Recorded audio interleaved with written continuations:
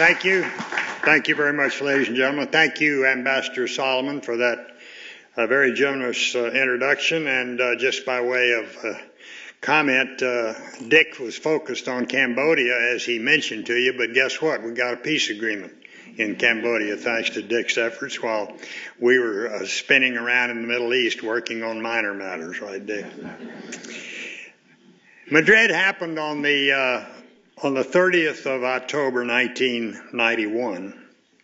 And as you heard President Bush say in his remarks, it really was a time of historic change around the world. The Berlin Wall had fallen. Germany had been unified as a member of the North Atlantic Treaty Organization. An unprecedented international coalition had ejected Saddam Hussein's forces from Kuwait. And although we didn't know it at the time of Madrid, the Soviet Union itself would very shortly cease to exist. And had anyone told me 3 years prior to Madrid, when I first became Secretary of State, that I might play a role in bringing together Israel and all of its Arab neighbors for peace talks, my reaction, as Dick has read to you from my memoir, Politics of Diplomacy, would have been one of great skepticism. Because from the start of my job at Foggy Bottom, the last thing in the world I wanted to do was get near the Middle East peace process.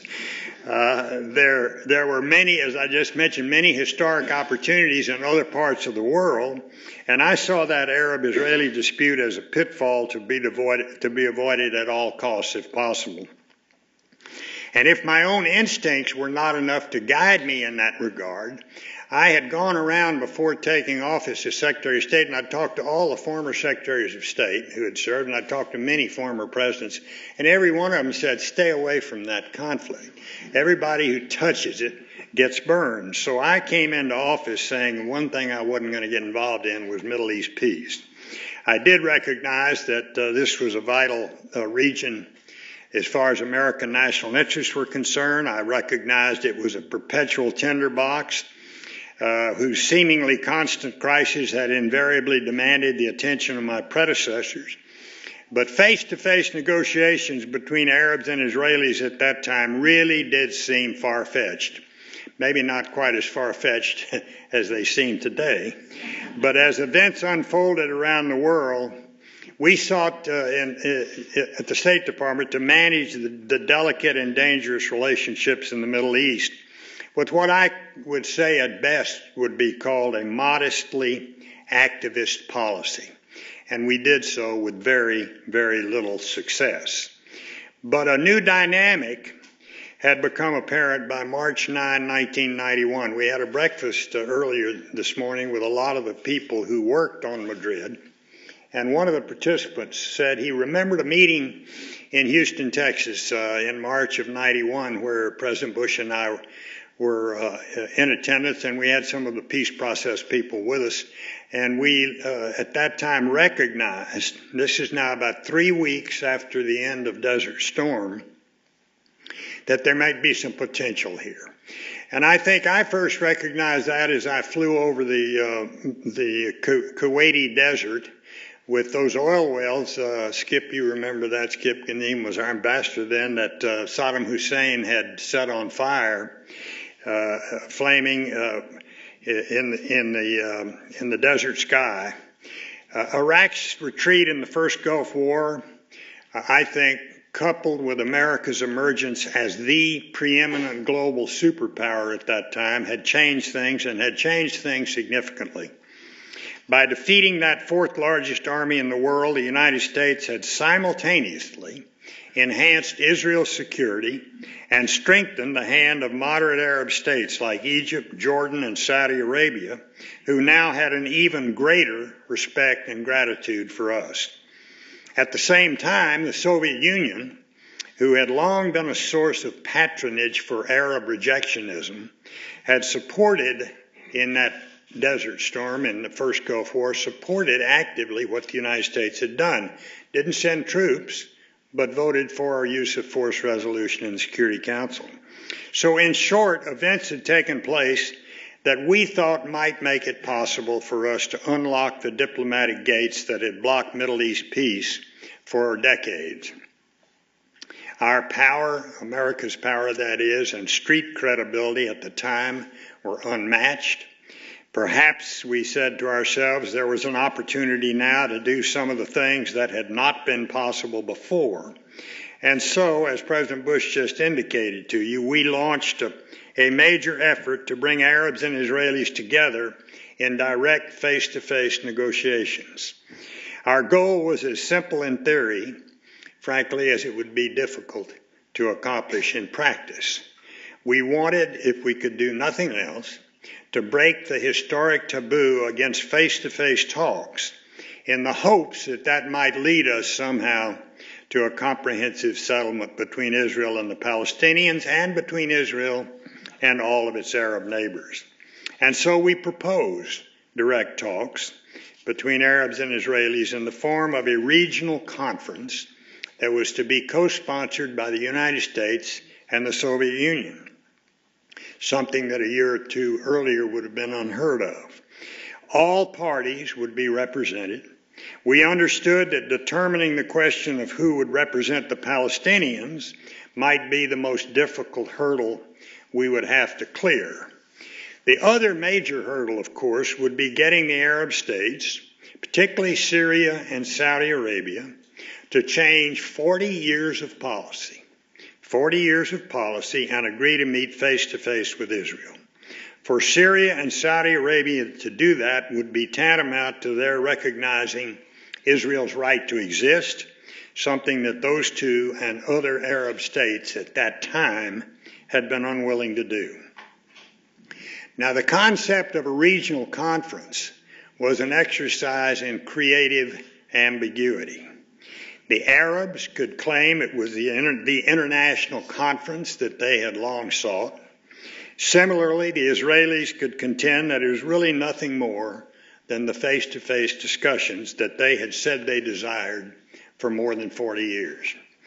There, of course, were a lot of midwives of Madrid. It wasn't just the United States.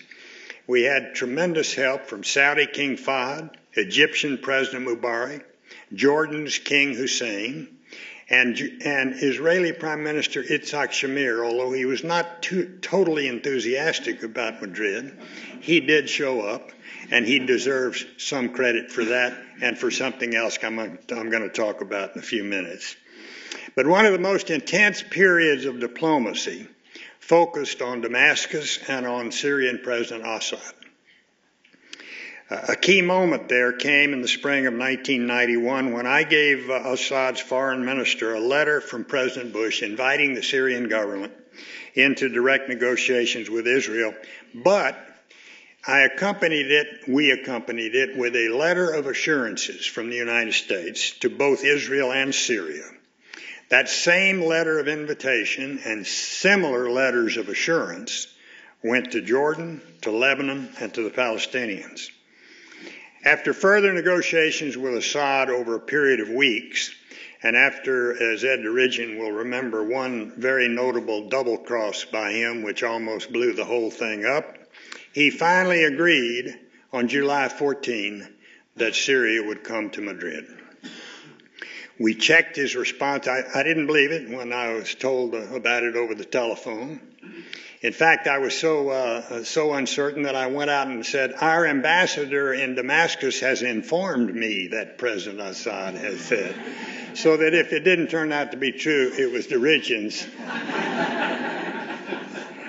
But it turned out that his response was the real thing. There was no catch. Syria would abandon a policy that she had followed since 1948 and sit down across the table with Israel. So that development, that new position, was a key development in reciprocal confidence building. We then exploited his participation to cajole other Arab states that they should not only follow suit, but that they themselves should make new gestures to Israel. Armed with fresh signs of Arab commitment, we could confidently then tell Shamir that the Arab countries were indeed willing to engage in direct negotiations. Shamir, of course, was a hardline Israeli prime minister, a Likud leader who once said that Benjamin Netanyahu was too soft. I mention that because that's the type of Israeli leader we were dealing with. But I have to say this about Shamir. Shamir's word was good. I don't think we agreed on much on the policy front, but personally, I got along very, very well with him and he with me, and we respected each other. And I will tell you that I never had an instance in which Shamir told me something that didn't turn out to be true, where he welched on his word or anything like that, and never an instance in which he leaked something that I told him in confidence. Anyway, after much negotiation and tens of thousands of miles of shuttle diplomacy, our original instincts proved correct. And Madrid became a framework for direct negotiations for the first time then since Camp David and the Israel-Egyptian peace treaty. No matter what justification after that each side wanted to summon up in order to explain why there couldn't be peace, the one excuse they could no longer use was that there was nobody at the other end of the table to talk to. Madrid, I think, revealed the absolute critical importance of the United States as a credible and effective broker. We were reassuring, but we were also tough. We were reassuring, but we were also fair. We never made threats or promises that we were not prepared to carry out. And there was a cost imposed upon the parties for willfully saying no. But as Dick said in his quote from my book about my 4 years as Secretary of State, I think Madrid's enduring legacy is simply that it happened at all. Like the walls of Jericho, those ancient prohibitions against Arabs talking with Israelis came tumbling down. Madrid also allowed Saudi Arabia and other Arab states to participate in the peace process through multilateral negotiations on a number of regional issues. Within 3 years, Israel had signed the Oslo Accords with Palestinians and a peace treaty with Jordan. Sadly, of course, the chances for peace in the region have since regressed to the point that today the parties are again unwilling to even meet to talk about peace. There's no useful purpose in pointing fingers about the responsibility for that situation. There are plenty of people bear responsibility, plenty of countries bear responsibility. It happens to be a reality and a fact. In the meantime, the Arab awakening has the potential to rearrange the political and social landscape in the Middle East in what I think are going to be some very unpredictable ways as we sit here today. Increasingly, I think the opinion of people in the street is going to play a role in the calculus of foreign policy by Arab leaders.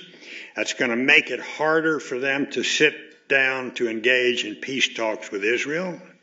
In the medium to long term, the Arab awakening should benefit the region, particularly if it leads to the spread of democracy and human rights and economic stability and social justice, which of course is what we hope will happen. But I have to tell you, I think the short-term prospects may be quite problematic. Uncertainties, after all, abound today in Syria, in Iraq, in Afghanistan, in Pakistan, in Yemen, and in Bahrain. And in a region as interconnected as the Middle East, problems in one country can easily spread, spelling trouble for peacemaking and democracy building. Compounding, of course, all of this is the specter of extremist terrorism. Although al-Qaeda is on the defensive, its contractors continue to operate and pose a threat to stability in the Middle East. And as a result, I think our country has to carefully balance its interests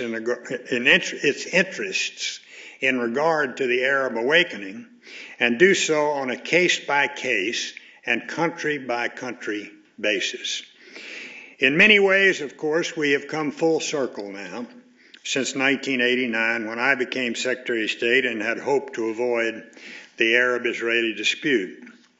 However, I think the good news is that a heck of a lot of work has been done since Madrid on big issues, such as territory and security, and Palestinian refugees, Jerusalem, and the normalization of relations with Israel. And the general outline of an Israeli-Palestinian two-state solution, I think, is reasonably clear to most people. Still, we are very, very far from an agreement. And in fact, things look as bleak today, in my view, as they did before Madrid. The peace process may not be dead, but it is clearly on life support. It lacks two important ingredients, in my view: leadership, we talked about this at breakfast, and will, political will. Particularly in the case of leadership and political will, I regret to say, on the part of the United States of America. And ladies and gentlemen, that is not a political comment, because that lack of leadership and will has occurred in both Republican and Democratic administrations. There is really a pressing need today to kickstart the peace process before time runs out on a two-state solution, which remains, in my view, the only rational approach to ending this costly and dangerous conflict. The window for a two-state solution continues to narrow as settlers keep moving into the occupied territories. With each new settler, it becomes harder and harder for the Israeli government to make the compromise needed for peace. Correspondingly, Palestinian frustrations mount, increasing the influence of Hamas and even more radical organizations. Successive U.S. administrations have engaged the parties without being able to arrive at a final settlement. After years of stalemated negotiations and ever-increasing settlement activity, the Palestinians have now turned to the United Nations in an attempt to level the playing field by enhancing their diplomatic and legal standing vis-à-vis Israel. But I happen to believe, ladies and gentlemen, that you only get peace, a real peace, by negotiating it. And a two-state solution has to be negotiated as well. At this point, let me digress a moment to talk a bit about the U.S.-Israeli relationship, because that relationship is obviously critical to the achievement of peace between Israelis and Palestinians, as well as other Arab states. Our relationship with Israel today is unshakable, whether we are governed by Republicans or Democrats, and it's going to remain so. The United States will always be Israel's best friend, and we will always be totally committed to Israel's security. Furthermore, even beyond those historic and unbreakable ties between the two countries, it is in America's interest to support a like-minded democracy in a region that is undergoing massive change. However, sometimes in our relationship with Israel, there are tensions. Everybody out there who's worked on this problem knows that. There are tensions, there are disputes, there are differences, many of them not unlike family arguments. Whenever those quarrels occur, however, it is important that they be resolved in a productive way. Within the context of our close relationship with Israel, we owe Israel and ourselves the obligation of speaking openly and honestly and directly. We must say what we mean, and we must mean what we say. That candor is what happened during the lead up to Madrid. It helped make Madrid possible, and it has to happen today and in the future. And in speaking honestly and openly, we should make it clear that while the United States cannot deliver Israel to a peace agreement, the only way Israel, or for that matter the Palestinians, will achieve peace is to negotiate it. And in the long run, it is critical for Israel particularly to do this, because there is no other way for her to maintain both her democratic and her Jewish character. Yes, it is critical that we not allow the two-state solution to expire. But we also need to be realistic, and we need to be pragmatic about the chances of achieving it right now. In my opinion, nothing much is going to happen between now and the 2012 election in this country. Domestic politics happens to be a reality, and that applies to both Democrats and Republicans. In my view, there's no chance of a breakthrough on the Arab-Israeli peace process in the coming year. And frankly, that may not be all bad, because the last thing we need now is another failure. One lesson of Madrid is that the time has to be ripe for any success in the Arab-Israeli dispute. And just getting past the coming U.S. presidential election is probably not enough alone for creating the proper environment. In addition, the Palestinians must be united in supporting negotiations for peace. That means one set of security services, one negotiating position, and one authority. Furthermore, the Israeli government must be one that is prepared to lean forward for peace, as Yitzhak Rabin was. The current Israeli government, I'm sad to say, fails that test. And so fixing the Hamas-Fatah problem among the Palestinians and the emergence of an Israeli government that leans forward for peace are two other things that will have to happen, in my view, before any real progress can be made. Having said that, there are things that can be worked on now so as to prevent the situation from deteriorating. I think there are three goals that the United States should promote until the time is ripe for a bigger deal. First of all, we need to work to do whatever we can to keep Gaza calm, perhaps in the wake of the release of Gilad Shalit. We need to work with the Israelis to open it up, get them to open it up. But above all, it is important that we do everything possible that we can do to help keep the ceasefire there in place. Secondly, we need to make sure that Israeli-Palestinian security cooperation continues at the same time that we promote Palestinian institution building and economic development.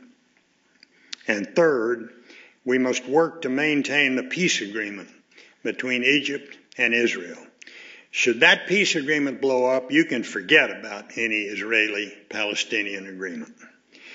Eventually, of course, the United States must aggressively lead, I want to emphasize aggressively, lead a push for a process that can move the parties to a two-state solution. So you say, okay, how do we do that? Well, when the conditions are right, and I've outlined three, get past our elections, find a way to get to a unified Palestinian polity, and get a new government in Israel that really wants to lean forward for peace. When those conditions are right, the President of the United States needs to invite the Prime Minister of Israel and the leader of a unified Palestinian polity to Washington, D.C. The United States should then put forward its own proposal outlining the framework or general contours of a final status Israeli-Palestinian peace agreement, directly linked to a detailed timeline for negotiations on key issues. The framework should comprehensively and objectively spell out the legitimate interests of both sides. In formulating that framework, the concept of Madrid remains valid in my view. That is, direct face-to-face negotiations based on the principle of land for peace and UN Security Council resolutions 242 and 338. If bold action such as this is not taken at the right time, we may not have many other windows of opportunity. We may not get that window of opportunity, but I'm very hopeful that we will, and I think we will. But if bold action such as that is not taken at the right time, I fear that the Arab awakening, or as some call it, the Arab Spring, may degenerate into an Arab winter, particularly if popular uprisings shift Arab attention from domestic issues to the Palestinian cause. Should that happen, Israel's isolation inside the region and outside would increase, and the United States would shoulder some of the blame. Let me conclude, ladies and gentlemen, first of all, by thanking all of you for being here, but secondly, by saying that we all know that the United States cannot create peace in the Middle East. We can't wave a wand and create peace. Only Arabs and Israelis can do that. Our role is to help them, and in doing so, though, we won't help them unless we're hands-on, and unless we're aggressive about it, and unless we're willing to say the things we believe, and mean the things we say. We are approaching another critical time, just as we were, in my view, in 1991. At that time, we seized the opportunities that Providence presented to us. Our task now, if I may suggest it, is to demonstrate similar imagination, initiative, and most of all, political will and determination. The past shows that we can succeed, and the future will judge us very harshly if we fail. Thank you all very, very much.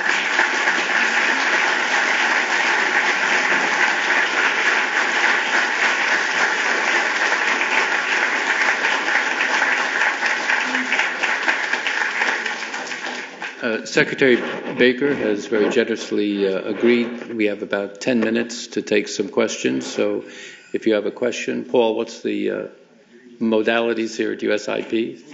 We don't have mics. Okay, if you just raise your hand and...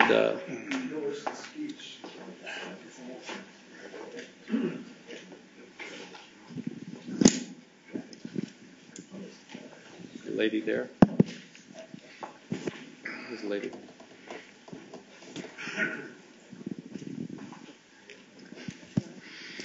Good morning. We're delighted you're here. Thanks so much for your remarks. I'm Rebecca de Guzman, a civilian who works for the Marine Corps. Right here, sir. You said the general outline of a two-state solution is clear to most people. Would you indulge us by just outlining some of that for us? Well, I think if you go back and look at Camp David, the President Clinton, the proposals that they were working on at that time, and I don't have them all in my head here, but they covered all of the various aspects, the security, the refugees, Jerusalem, and so forth. And I think if you look at that is a pretty good general outline of what the ultimate two-state solution is going to look like. It will also involve some switching of territory to accommodate the Israeli settlements that are close into Jerusalem, that are clearly not going to be dismantled, but that the Palestinians will be provided with an equal amount of territory, and there'll be some questions about value in that can be negotiated. But I think the general outlines are reasonably well known. I refer you to the Baker Institute report that Ed Derigian mentioned in terms of boundaries. We had an Israeli-Palestinian working group that came up with a lot of good material on the question of boundaries. And I think, what was the percentage, Ed? We were able to narrow the differences between the Israelis and the Palestinians. Each party came to the table. The Israelis said, not going to give up more than 7.03% of the West Bank. The Palestinians said no, not more than 1.9%. And we've narrowed it down to very tough 1 year and a half to between 3.4 and 4.4%. And this was an academic exercise that the Baker Institute, we had Yair Hirschfeld and Sami Abed and our group with distinguished Israelis, high level, and Palestinians. But the bottom line of all of that was that with strong determination, as Secretary Baker has said, the parties, the differences can be narrowed to a range where a settlement is possible. Let me say one thing. This will be controversial, and that's okay, because I've been controversial in the past, and now I'm an X, and I find it's wonderful. You can go out there and say anything you want. I don't understand. What I can't understand is how the United States can oppose settlement activity for 30 or 40 years and then veto a resolution that says settlement activity is bad. I mean, we just finished doing that. That's one good way not to make any progress. Yes. Who's next? Gentleman here. Stand up there. Thank you, sir. Ghaith Al-Omari from the American Task Force in Palestine. You mentioned the need for continuing and strengthening the security cooperation and institution building. What role do you think the U.S. has to play in this regard, particularly in light of the calls that we are hearing now for defunding the PA? And are there ways of turning this project from purely a development-oriented project to a political project? Thank you. From discussions I had this morning, I know that the current administration is up on the Hill right now talking about not defunding the PA as a consequence of what happened in UNESCO. That's short-sighted action that many in Congress are demanding. But that's also another good example of the kind of political will and leadership I'm talking about. You have got to fight that kind of thing where it moves us in the other direction, in a direction away from peace. We need to do whatever we can to strengthen the moderate voices in the region, whether they're Israeli citizens, whether they're members of the Palestinian polity or whoever else it is, and not take actions that embolden and strengthen the radicals. Shibli, Telhami.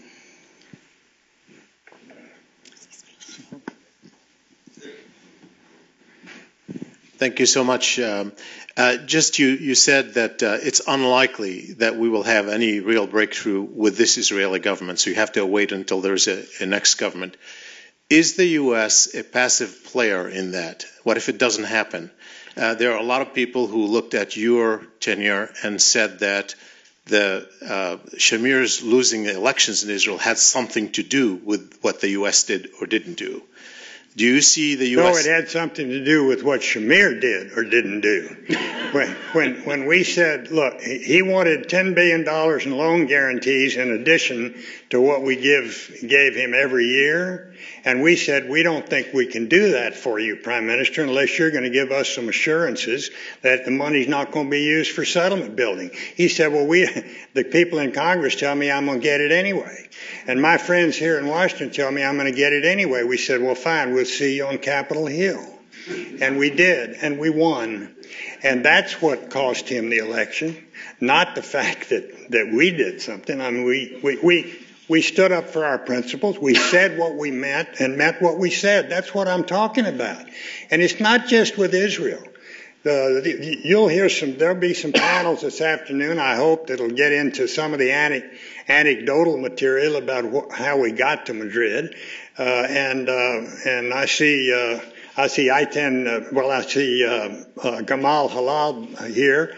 Gamal was the interpreter in these meetings. We were equally tough, believe you me, on the Arabs. And that's what we need to do if we expect to try to midwife a peace. And it's really in our interest to see peace between Arabs and Israelis. Now, I interrupted you. You were going to have something else to say. Well, along the lines that you suggested, but the bottom line is, do you think that this administration or the next administration, what they do will have something to do with whether or not the Israeli government, the current Israeli government, will be in office? Here's what I think. I don't think any Israeli prime minister can succeed unless he can be seen to be properly managing the Israeli-U.S. relationship. And I think that's what ended up getting Shamir. And I've already told you that my personal relationship with Shamir was extraordinarily good and strong. Not policy, but personally. But I think that the Israeli body politic felt that he had mismanaged the relationship with the United States. And no Israeli prime minister survives that. Thank you very much, We'll see what might happen. I'm not in a position to predict it. What might happen, particularly if President Obama is reelected. Thank you very much, Mr. Secretary.